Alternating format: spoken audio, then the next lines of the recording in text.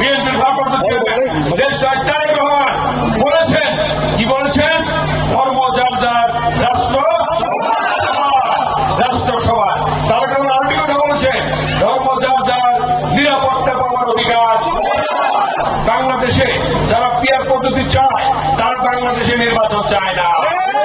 তারা পিয়ার পদ্ধতি চায়, তারা বাংলাদেশে গণতন্ত্র চায় না।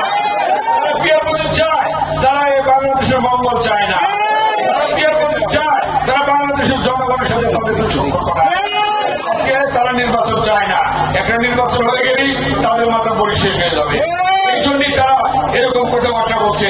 তাই নির্বাচন হলেই দেশটা বেগম খালেদাকে ক্ষমতা আসবে, বিএনপি ভারপ্রাপ্ত দেশটা তারেক রহমান ক্ষমতা আসবে। অর্থাৎ বিএনপি ক্ষমতা আসবে বলেই তারা নির্বাচনটা চায় না।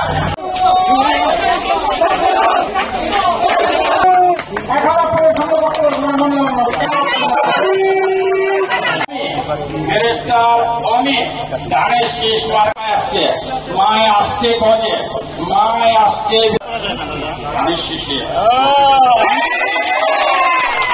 বিএনপি এবং সহযোগী সংগঠন আমরা ইনশাআল্লাহ ক্ষমতায় আসলে আপনাদের ড্রেনেজ সিস্টেম হয় নাই, রাস্তাঘাট ভাঙা, এগুলো কি কিছু ঠিক করতে পারছে?